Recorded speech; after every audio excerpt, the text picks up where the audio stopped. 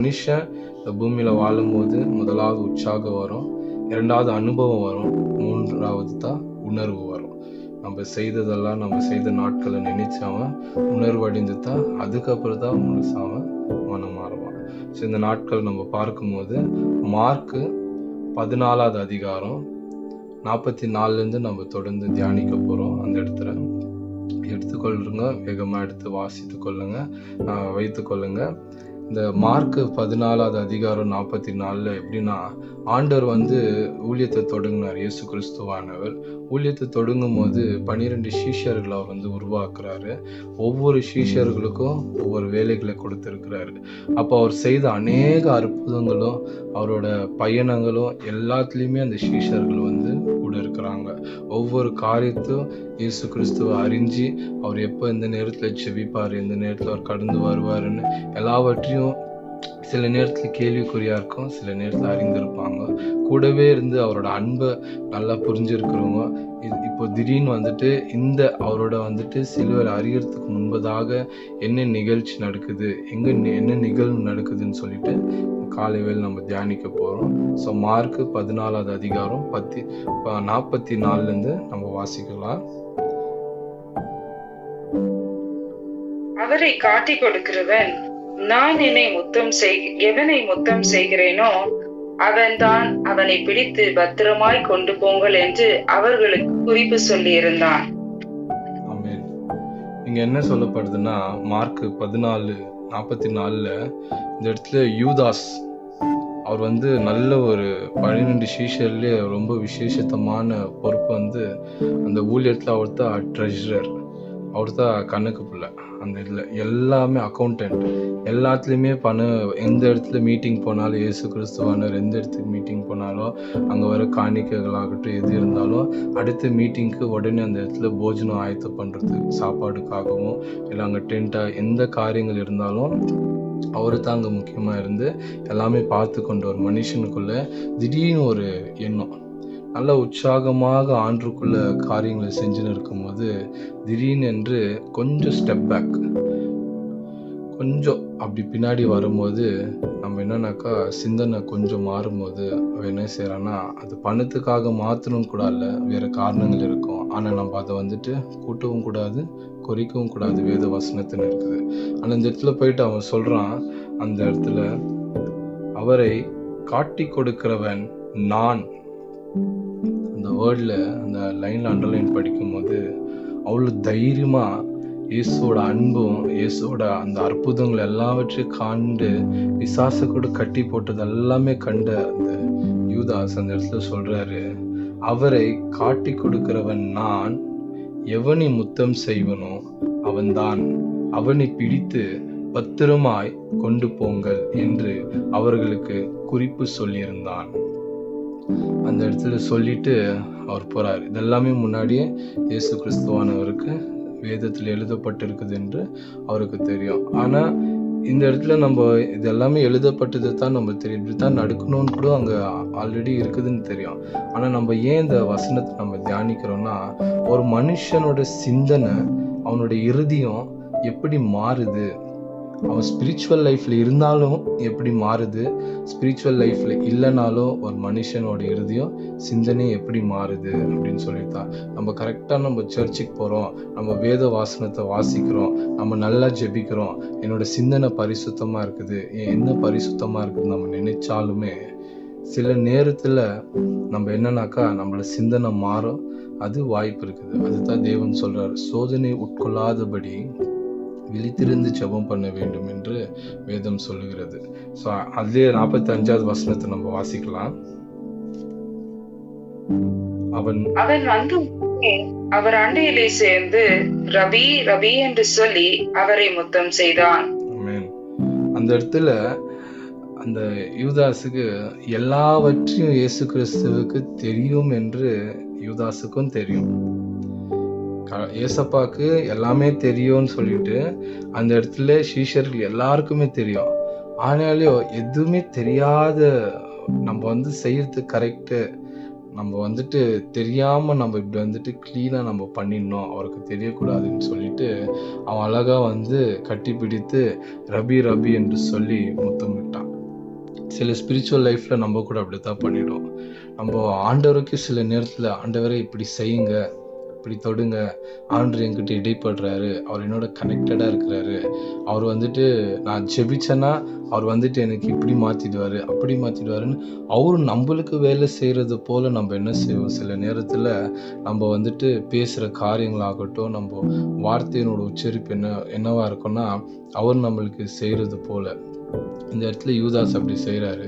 செஞ்சுட்டு அந்த இடத்துல வந்துட்டு என்ன ஆகுதுன்னா, நம்ம எல்லாருக்குமே தெரியும், அந்த இடத்துல என்ன பண்ணுறாங்க, அவங்க ஜனங்க வந்துட்டு என்ன பண்ணிடுறாங்கன்னா, அந்த ஷோல்ஜர்ஸ் எல்லாம் ஒரு கட்டியும் கோலும் அப்புறமாட்டு அந்த ஈட்டியும் இதெல்லாமே எடுத்துன்னு வந்துடுறாங்க. ஆண்டவர் சொல்கிறாரு அந்த 58வது வசனத்தில் 58வது வசனத்தில் வாசிக்கலாமா? அப்படியே தொடர்ந்து வாசிங்க. அவருக்கு விரோதமாய் பொய் சாட்சி சொன்னார்கள். 48 இருக்குப்பா. இயேசு அவர்களை நோக்கி, கல்லனை பிடிக்க புறப்படுகிறது போல நீங்கள் பட்டயங்களையும் தடிகளையும் எடுத்துக்கொண்டு என்னை பிடிக்க வந்தீர்கள். அப்படியே தொடர்ந்து படிங்க. 49. நான் தினந்தோறும் உங்கள் நடுவிலே தேவாலயத்தில் உபதேசம் பண்ணி கொண்டிருந்தேன், அப்போது நீங்கள் என்னை பிடிக்கவில்லையே, ஆனாலும் வேத வாக்கியங்கள் நிறைவேற வேண்டியதாய் இருக்கிறது என்றார். ஆமென். இப்போ சீஷருங்க வந்துட்டு ஆண்டவர் விடவே இல்லை, கூடவே இருக்கிறாங்க. எல்லா சீஷர்களும் கூடவே இருக்கிறாங்க. அந்த 12 சீஷர்ல ஒருத்தரோட மனசு மாறிடுச்சு. இயேசுவை காட்டி கொடுத்துட்டு நம்ம அந்த பணத்தை வாங்கிக்கின்னு, அந்த காசுகளை வாங்கிக்கின்னு நம்ம அவர் எப்படியோ அவர் காப்பாத்திடுவார், ஏன்னா அவர் மறைஞ்சிடுவாருன்னு சொல்லிட்டு எண்ணங்கள் இருக்குதோ என்னவோ தெரியல. ஆனா அந்த இடத்துல கூடவே இருக்கிற அந்த சீஷர்கள் இயேசு என்ன சொல்லுவாரு, அவர் என்ன பண்ண போகிறாரு, அடுத்தது என்ன செய்வாரு, அவர் தன்னை தப்பித்து கொள்வாரா, இல்லை அந்த இடத்துல அந்த ஷோல்ஜர்ஸுங்களெல்லாம் அவங்கள இவர் சொல்றது அவங்க கேட்டுக்குவாங்களான்னு சொல்லிட்டு அவங்க அவளோட பார்த்துன்னு இருக்காங்க. அவரோட வார்த்தைக்கு ரொம்ப கவனித்து பார்த்து கொண்டிருந்தாங்க. அப்போ அவர் என்ன சொல்றாரு, வேத வாக்கியத்தின்படி நடக்கணும்னு சொன்னோன்னுமே உடனே அங்க இருக்கிற சீஷர்கள் எல்லாருமே என்ன செய்யறாங்கன்னா, 50வது வசனத்துல அப்படியே வாசிக்கலாம். அப்பொழுது எல்லாரும் அவரை விட்டு ஓடி போனார்கள். ஆமென். நம்ம இயேசுவோட கூட இருந்து எல்லாவற்றையும் அறிந்து அவரோட அன்பு, அவர் செய்த அற்புதங்கள் எல்லாவற்றையும் நம்ம அறிந்து அவர் முன்னதாகவே சொல்லியிருக்கிறார். நான் இந்த மாதிரி சிலுவையில் அரிக்கப்பட்டு 3வது நாள்ல மறுபடியும் கலிலேயான்ற ஊர்ல நான் சந்திப்பேன் எல்லாவற்றையும் சொல்லி கூட அந்த இடத்துல என்ன ஆகுதுன்னா, அந்த விஷயம் அவர் சொன்ன வார்த்தை கேட்டோன்னே உடனே எல்லாம் ஓடி போயிடுவாங்க. சில நேரத்துல இது நம்ம சைட்ல நம்ம பார்க்கும்போது நம்ம ஆலயத்துல இருக்கோம், நம்ம எல்லாமே பார்ட்டிசிபேட் பண்ணுவோம், ஜெபத்துல கலந்து கொள்வோம், வாலிப கூட்டத்துல கலந்து கொள்வோம், பைபிள் ஸ்டடியில கலந்து கொள்வோம், ஆயத்த ஜெபத்துல கலந்து கொள்வோம், எல்லாவற்றிலும் கலந்து கொள்வோம். ஆனா முன்ன ஜெபம் பண்ணணும் போது நம்ம முன்ன வர மாட்டோம், பின்னாடி தான் நம்ம போவோம்.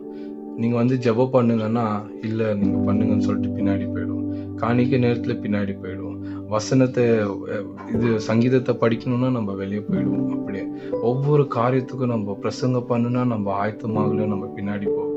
எந்நேரமும் நம்ம ஆயத்தத்தோடு இல்லாதபடி நமக்குள்ளேயே ஒரு சந்தேகம், நமக்குள்ளேயே ஒரு கொஸ்டின் மார்க் போட்டு நம்ம இருக்கிறதுனால தான் இங்கேயும் அதே போலதான் கூடவே இருந்த இயேசு கிறிஸ்துவை பத்தி அறிஞ்ச சீஷர்களை எல்லாரும் ஜனங்கள் ஓடி போனாலும் பரவாயில்ல, சீஷர்கள் கூட இருந்திருக்கணும். ஆனா சீஷர்களை கூட அந்த இடத்துல விட்டு போறாரு. ஆனா நம்மளை நம்பி இந்த பூமிக்கு நம்மளோட பாவத்தை எல்லாம் நீக்கி சிலுவையில அவரு ஏந்தி ஒவ்வொருத்தரும் ரட்சிக்கப்படும்படியாக தேவன் இந்த இடத்துல வர்றாரு. அவரோட சிங்காசனத்தை விட்டு இந்த பூமிக்கு இறங்கி வந்த தேவன் நம்ம என்ன செய்யறோம்னா முள்கிரீடத்தை கொடுத்து அவருக்கு அனுப்பிச்சு வச்சுட்டோம், அந்த முள்கிரீடம். அதனால இந்த நாட்கள்ல நம்ம ஒரு மனுஷனை குறித்து நம்ம பார்த்தோம். அந்த மனுஷன் யாரு? யூதாஸை குறித்து பார்த்தோம். 2வது நம்ம ஒரு மனுஷனை பார்க்க போறோம். அந்த 2வது மனுஷர்ல நம்ம பார்க்கும்போது அதே மார்க்கு 67வது வசனத்தை நம்ம வாசிக்கலாம். 2வது மனுஷன் குளிர் காய்ந்து கொண்டிருக்கிற பேதுருவை கண்டு அவனை உற்று பார்த்து, நீயும் நசரேயனாகிய இயேசுவோடு இருந்தாய் என்றாள். அப்படி தொடர்ந்து படிங்க. நான் அறியேன், நீ சொல்லுகிறது எனக்கு தெரியாது என்று மறுதளித்து வெளியே வாசல் மண்டபத்துக்கு போனான். அப்போது சேவல் கூவிற்று. ஆமென். வேலைக்காரி வாசிங்க வாசிங்க. வேலைக்காரி அவனை மறுபடியும் கண்டு, இவன் அவர்களில் ஒருவன் என்று அருகே நின்றவர்களுக்கு சொன்னான். அவர் மறுபடியும் மறுதளித்தான். சற்று நேரத்துக்கு பின்பு மறுபடியும் அருகே நிற்கிறவர்கள் பேதுருவை பார்த்து, மெய்யாகவே நீர் அவர்களில் ஒருவன், நீ கலிலேயன், உன் பேச்சு அதற்கு ஒத்திருக்கிறது என்றார்கள். ஆமென். இந்த இடத்துல அங்க வந்துட்டு பேதுரு வந்துட்டு அடுத்தபடியா இங்க வந்துட்டு யூதாசை நம்ம பார்க்கும்போது அவன் செய்த காரியத்தை அவன் ரொம்ப மனசு கஷ்டாயிட்டு நம்ம தப்பு பண்ணிட்டோமே என்று சொல்லி அவனோட வாழ்க்கை அவனே தீர்மானம் எடுத்துக்கொண்டு அவன் என்ன செய்யறான்னா அவனே மரித்து போகிறான். தன் ஜீவன் அவனே எடுத்துக்கொள்ளும்படியாக அவன் செய்கிறான் காரியம். நம்ம இந்த பூமியில வாழும் போதும் அப்படித்தான். நம்ம சில நேரத்துல என்ன பண்ணிடுறோம்னாக்கா நம்மளோட தீர்மானத்தை நம்மளோட வாழ்க்கையை நம்மளாவே நம்ம முடிவெடுத்துக்குவோம். எதுவுமே யோசிக்காம தற்கொலைகள் ஆகட்டும் இல்லை வேற காரியங்கள் ஏதாவது ஒன்று நம்மளாவே தீர்மானம் செய்து நம்ம இன்னும் நம்ம ஒடிச்சு கொள்வோம். இப்படி அவனோட வாழ்க்கை அங்கேயோட முடிஞ்சிச்சு. யூதாஸ் செய்த காரியத்திற்காக அவன் துக்கப்பட்டு அவனோட ஜீவனை அவனே தீர்மானம் பண்ணி கொண்டான். அவன் ஒரு தசம் ஆண்டிற்கு ரொம்ப வேண்டுமான காரியம் என்னன்னா மனம் திரும்புதல் ரொம்ப முக்கியமான உணர்வு வரணும்னு சொல்லிட்டு. இங்க நம்ம என்ன பார்க்குறோம்னா முதல்ல சீஷர்களை மனுஷன் இந்த பூமியில இருக்கணும்னா ஒன்று உற்சாகம் இருக்கணும், ரெண்டாவது அனுபவம், மூன்றாவது உணர்வு. உற்சாகத்தோட இயேசு கிறிஸ்துவை பின்பற்றின சீஷர்கள் உற்சாகத்தோட ஒவ்வொரு காரியங்களையும் ஒவ்வொரு நிகழ்ச்சியிலையும் கலந்து கொண்டு இயேசு கூடவே இருந்து சந்தோஷத்தோட அந்த அற்புதங்களும் ஒவ்வொரு காரியத்தை பார்த்து கொண்டு சீஷர்கள். ரெண்டாவது அனுபவம், எக்ஸ்பீரியன்ஸுங்க வருது. இந்த எக்ஸ்பீரியன்ஸ்ல என்னன்னாக்கா அவங்க எக்ஸ்பீரியன்ஸ்னா என்னன்னா நம்ம எடுக்கிற தீர்மானங்கள், நம்ம எடுக்கிற திட்டங்கள். இப்போ நம்ம வாலிப நாட்களில் உற்சாகத்தோடு செய்கிற காரியம் ஒரு திருமணம் ஆகட்டும் இல்லை நம்மளுக்கு ஒரு பொறுப்பு வரும்போது ஒரு வேலை கிடைக்கும் போது நம்ம செய்கிற டிசிஷனில் தான் என்ன இருக்குது. இந்த வேலை விடணுமா விடக்கூடாதா, இந்த வாழ்க்கை நம்மளுக்கு ஆண்டு கொடுத்து எப்படி நம்ம நடத்தி கொள்ளணும், நம்மளோட பொறுப்புகள் எப்படி நம்ம மெயின்டைன் பண்ணணும், இதுதான் ஒரு எக்ஸ்பீரியன்ஸ். நம்ம எடுக்கிற தீர்மானங்கள் தான் அது நன்மை தீமை அறியத்தக்கதாக ஒரு எக்ஸ்பீரியன்ஸ். இந்த எக்ஸ்பீரியன்ஸ் உற்சாகத்தோட சீஷர்கள் இயேசு கிறிஸ்துவை பின்பற்றி வரும்போது கொஞ்சம் கொஞ்சமா ஒருத்தரா அப்படியே ஸ்டெப் பேக் ஆகுறாங்க, கொஞ்சம் கொஞ்சமா அப்படியே பின்மாற்றத்துக்கு போறாங்க. முதலாவது அவங்க யூதாஸ்க்கு பின்மாற்றத்துல போறான். அடுத்தபடி எல்லா சீஷர்களும் அவரை விட்டு ஓடி போறாங்க. மூன்றாவது ரொம்ப கூடவே இருந்த பேதுரு, த ஃபர்ஸ்ட் டிசைபிள், கூடவே இருந்த பேதுரு அங்க என்ன பண்றாருன்னா அவரு ரொம்ப மறுதளிச்சிடறாரு. ஆண்டவர் சொன்னது போல சேவல் கூவத்துக்கு முன்பதாக சேவல் கூவ 3 தடவை மறுதளித்த பிறகுன்னும் போது அதே போல 3 தடவை மறுதளிச்ச பிறகு அங்க என்ன ஆகுதுன்னா அவர் ஓடி போயிட்டு அந்த உணர்வு வருது. அவர் ஆண்டவர் சொன்ன வார்த்தையை அவர் நினைவு கொண்டு அந்த இடத்துல அவர் என்ன பண்றாரு, கண்ணீரோடு அழுகிறார். இப்போ ஒரு அனுபவம் அவங்களுக்கு கிடைச்சிச்சு. எப்போ ஒரு எக்ஸ்பீரியன்ஸ் கிடைக்கும்னா ஒரு நல்லது செஞ்ச பிறகு ஒரு நல்ல எக்ஸ்பீரியன்ஸ் கிடைக்கும், ஒரு கெட்டது செஞ்ச பிறகு கெட்டது செஞ்சிட்டோமேன்னு ஒரு எக்ஸ்பீரியன்ஸ் கிடைக்கும். மூன்றாவது தான் இந்த உணர்வு நம்ம பார்க்க போறோம். அந்த உணர்வுல என்ன இருக்குனாக்கா மறுபடியுமாக அங்க நம்ம வாசிக்கலாம். 69, 70, 71, 72 வாசின்னு வாங்க. வேலைக்காரி அவனை மறுபடியும் கண்டு, இவன் அவர்களில் ஒருவன் என்று அருகே நின்றவர்களுக்கு சொன்னாள். அவன் மறுபடியும் மறுதளித்தான். சற்று நேரத்துக்கு பின்பு மறுபடியும் அருகே நிற்கிறவர்கள் பேதுருவை பார்த்து, மெய்யாகவே நீ அவர்களில் ஒருவன், நீ கலிலேயன், உன் பேச்சு அதற்கு ஒத்திருக்கிறது என்றார்கள். அதற்கு அவன், நீங்கள் சொல்லுகிற மனுஷனை அறியேன் என்று சொல்லி சபிக்கவும் சத்தியம் பண்ணவும் தொடங்கினான். உடனே சேவல் 2 தரம் கூவிற்று. சேவல் 2 தரம் அங்க அந்த பேதுரு என்ன பண்றாருன்னா சத்தியமா அவர் சத்தியத்தை பண்றாரு. அவர் சபிக்கவும் செய்யறாராங்க அந்த இடத்துல. அப்போ ஒரு உயிர் பயம் இருக்குது. அவர் என்ன செய்யறாருன்னு அவருக்கே தெரிய மாட்டேங்குது. அந்த ஸ்ட்ராங்கான எத்தனை அவர் மலை பிரசங்கத்தை கேட்டிருக்கிறாரு. இயேசு கிறிஸ்து சொன்ன மலை பிரசங்கத்தை கேட்டிருக்கிறாரு. அநேக காரியங்களை கேட்டு கூட இருந்து அவரோட நிறைய டைம்ல அவர் வந்து பேதுரு அந்த ஊழியத்தை விட்டு அவர் வீட்டுக்கு போகும்போது கூட ஆண்டு போய் கூட்டுன்னு வர்றாரு. நீ வான்னு சொல்லிட்டு அந்த மாமியார் வீட்டுக்கு ஆகட்டும் இல்லை விசுவாசத்தை கொடுத்துருக்கிறாரு. அந்த மீன்கள் வந்து கிடைக்காம அவர் படகுல இருக்கும்போது ஆண்டவங்க போயிட்டு உடனே அந்த பக்கமா வலை வீசும் பொழுது அநேக மீன்கள் வரும்போது விசுவாசத்தை காட்டியிருக்கிறார். பேதுருக்கு ஒரு நம்பிக்கையை கொடுத்திருக்கிறாரு. சுகமாக்குற வல்லமையை காண்பிச்சிருக்கிறாரு. அற்புதங்களை காண்பிச்சிருக்கிறாரு. கானான் ஒரு கல்யாணத்துல ஆகட்டும், ஒவ்வொரு பிசாசின் பிடியில இருக்கிறவங்களாகட்டும், எல்லாவற்றையும் பேதுரு பார்த்து பார்த்து பார்த்து வந்த சீஷர் அந்த இடத்துல சபிக்க தொடங்கினாங்க. சில நேரத்தில் நம்ம சிச்சுவேஷன்ல என்ன பண்றோம்னாக்கா, நம்ம வந்து முதல் உற்சாகத்தோட நம்ம செய்கிற காரியம் அடுத்தது நம்மள்கிட்ட ஒரு எக்ஸ்பீரியன்ஸ் வந்து அந்த எக்ஸ்பீரியன்ஸ்ல ஃபெயில் ஆயிட்டோம், ஒரு லைஃப்ல ஃபெயில் ஆயிட்டோம், இல்லை நம்ம ஆசைப்பட்டது நம்மளோட எக்ஸ்பெக்டேஷன் நம்மளுக்கு கிடைக்காத போது நம்ம என்ன பண்றோம்னா, அவ்வளோதான் முடிஞ்சிச்சு லைஃப், இதுக்கு மேலே நம்ம யாரும் இல்லை, நம்மளை தான் நம்ம பார்த்துக்கணும், நம்மளே தான் நம்ம செஞ்சுக்கணும், ஒருத்தரும் ரைட்டில் இந்த உலகத்தில் எல்லாருமே போய் எல்லாமே மாயன்னு சொல்லிட்டு நாமளே நம்ம முடிவை எடுத்துக்கின்னு நம்ம இஷ்டத்தின் பிரகாரம் நம்ம போயிடும். கடவுள்கிட்ட அந்த ஜெபம் நம்மளை விட்டு போயிடும், நம்மளோட ஆராதனை நம்மளை விட்டு போயிடும். நம்ம எல்லா காரியத்தை விட்டு போய் நம்ம இஷ்டத்தின்படி இருக்கும் போது துர்மார்க்கனோட ஆலோசனை கேட்க நம்ம தொடங்கிடும். பாவிகளோட வழிகளை நம்ம நடக்க தொடங்கிடுவோம். இந்த மாதிரி காரியங்களை நம்ம செய்யும் போது நம்ம கடவுளே இல்லைன்ற சில நேரத்தில் வார்த்தைகளை கூட நம்ம மனதில் உண்டாகும். இல்லைன்னா அவர் இருந்தால் நம்மளுக்கு இவ்வளோ கஷ்டத்தையும் பார்க்குறாரு, இவ்வளோ போராட்டம் பார்க்குறாரு, அவருக்கு நான் என் மேலே மனமே இருங்க மாட்டேங்கிறாருன்னு சில நேரத்தில் நம்மளும் ஆண்டவர் என்ன பண்ணிடுறோன்னா ஹர்ட் பண்ணி விட்டுறோம். இந்த இடத்துல அந்த பேதுரு அப்படிதான் பண்றாரு. இருக்கிற இடத்துல எல்லாவற்றையும் அவர் கண்ட பேதுரு, எல்லாமே பார்த்த பேதுரு சத்தியமா சொல்றாரு. அவர் சத்தியத்தை வைத்து அவர் சொல்றாரு, பொய் சத்தியம் வைக்கிறாரு. அந்த இடத்துல வந்துட்டு பிலாத்து இடத்துல இயேசு கிறிஸ்து போகும்போது கூட பிலாத்து கூட மனமே இல்லையா, இவர் மேல ஒரு குற்றத்தை கூட என்னால கண்டுபிடிக்க முடியல, ஆனா ஜனங்க ஏன் இப்படி பண்றாங்க, சிலுவையில அரிக்கணும்னு சொல்லிட்டு சொல்றாங்கன்னு சொல்லிட்டு அவருக்கு அந்த ஒரு இன்னும் ஃபீல் அந்த ரொம்ப கஷ்டமா ஆயிடுச்சு அந்த நேரத்துல. அப்போ இந்த இடத்துல நம்ம பார்க்கும்போது முதலாவது நம்ம என்ன பார்த்தோம்னா உற்சாகத்தோடு செய்கிற காரியத்தை பார்த்தோம். இரண்டாவது வந்து அனுபவம், எக்ஸ்பீரியன்ஸில் நம்ம என்ன தீர்மானம், என்ன ரிசல்ட் நம்ம காட்டணும் தேவனுக்காக நம்ம பார்த்தோம். அது நல்லதா தீமையாக. மூணாவது தான் அந்த உணர்வை பார்க்குறோம். அந்த பேதுருக்கு உணர்வு வந்து அவர் வந்துட்டு என்ன பண்ணுறாருன்னா அவர் தனியாக போயிடுறாரு. தனியாக போயிட்டு ரொம்ப அழுந்து அவர் நான் தப்பு செஞ்சிட்டேன்னு அந்த உணர்வு கொஞ்சம் கொஞ்சமாக அவருக்குள்ளே வருது.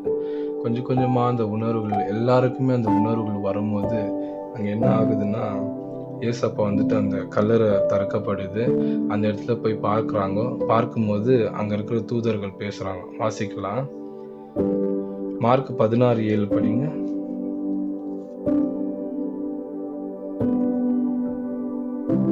நீங்கள் அவருடைய சீஷரிடத்திற்கும் பேதுருவினிடத்திற்கும் போய் உங்களுக்கு முன்னே கலிலேயாவுக்கு போகிறார், அவர் உங்களுக்கு சொன்னபடியே அங்கே அவரை காண்பீர்கள் என்று அவர்களுக்கு சொல்லுங்கள் என்றான். ஆமென். இந்த இடத்துல நம்ம வாசிக்கிறோம், அங்க வந்துட்டு அந்த கல்லறைகிட்ட போகும்போது அங்க வந்து உள்ள இருக்கிற மனுஷன் அங்க சொல்றாரு என்னன்னாக்கா, நீங்க போயிட்டு நீங்க பயப்படாதிருங்க, நீங்க போயிட்டு அங்க சீஷர்கள்ட்ட சொல்லுங்கன்றாரு.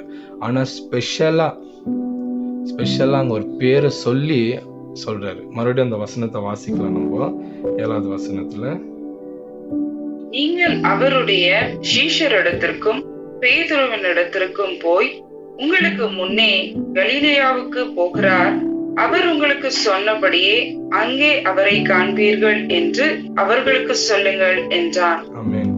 இங்க வந்துட்டு ரொம்ப மனசு ஒடிஞ்சு தான் செஞ்ச தப்ப உணர்ந்து தனிமைப்பட்டு இருக்கிறார் பேதுரு.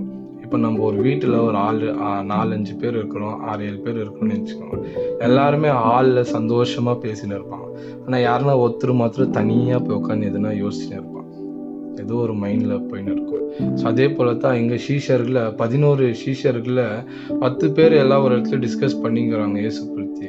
ஆனால் பேதுரு மாத்திரம் தனியாகவே இருக்கிறாரு. ஏன்னா அவர் சத்தியம் பண்ணுந்து அவர் மைண்டில் ஓடினே இருக்கு. அந்த சொன்ன வார்த்தைங்க, நான் இப்படி சொல்லிட்டேனே, நான் இப்படி பண்ணிட்டேனேன்னு சொல்லிட்டு அந்த உணர்வு அவர் ரொம்ப குத்தப்பட்டினே இருக்கும் போது எங்கே இப்போ வந்துட்டு அவர் வராமல் அவர் வந்து தீர்மானம் வேறு விதமாக எடுத்துருவாருன்னு சொல்லிட்டு மென்ஷன் பண்ணி அவருக்கு அந்த இன்விடேஷன் கிடைக்குது. என்னன்னாக்கா, நீங்கள் அவருடைய சீஷர் இடத்திற்கும் பேதுருவின் இடத்திற்கும் போய், சீஷர்கள் எல்லாம் ஒரு இடத்துல இருக்கிறாங்க, பேதுரு ரொம்ப மனம் ஒடிஞ்சு ஒரு இடத்துல இருக்கிறாரு, நீ பேதுரு இடத்திலும் போய் அங்கே சொல்லுங்க, அவர் வந்து கலிலேயா இடத்துல இருக்க போறாருன்னு. அதுக்கப்புறம் அது நீங்கள் தொடர்ந்து வாசிச்சுன்னு வந்தீங்கன்னாக்கா அநேக காரியங்கள் வந்து தேவன் வெளிப்பட்டு பேசுவார். ஸோ இதோட நான் முடிச்சுக்கிறேன், ஏன்னா நேரம் குறைவாக இருக்குது. ஆனால் அது நீங்கள் தியானிக்கும் போது அநேக காரியங்கள் அந்த இடத்துல வந்து வெளிப்பாடாக உண்டாகும். அப்போ அந்த பேதுரு வந்துட்டு அங்கே கூப்பிட்டாங்க, இயேசு கிறிஸ்து வராரு, மீட் பண்ணுறாங்க, எல்லாம் ஆகும்போது அப்போ வந்து ஒரு வைராக்கியம் வருது.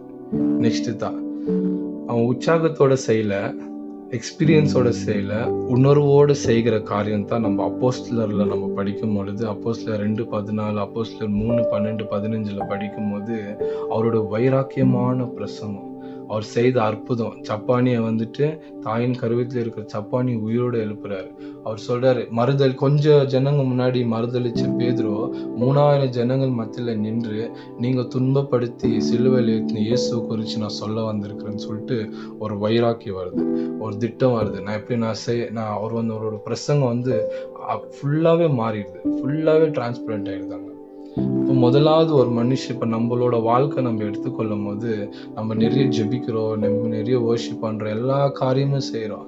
ஆனால் சில விஷயத்தில் நம்ம பின்மாற்றம் ஆகும்போது, நம்ம நல்லா ஜெபித்து கொண்டு நல்லா பிரசங்கம் பண்ணிக்க, நல்லா வர்ஷிப் பண்ணிக்க, நல்லா பாட்டு பாடிக்கின்னு எவ்வளோத்துக்கு எவ்வளோ ஐக்கியமாக இருக்கிறோமோ அப்படியே கொஞ்சமாக வெளியே வந்துடணும். ஏன்னா நம்ம சில நேரத்தில் மாம்ச சிந்தனைக்கு இடம் கொடுக்கும் போது தான் எடுப்பது முடிவு சிறியது என்று நம்மளுக்கே தோணும் போது அது என்னன்னா, அது தவறாக நம்ம பின்மாற்றத்துக்கு போய் கொண்டு இருக்கிறோம்.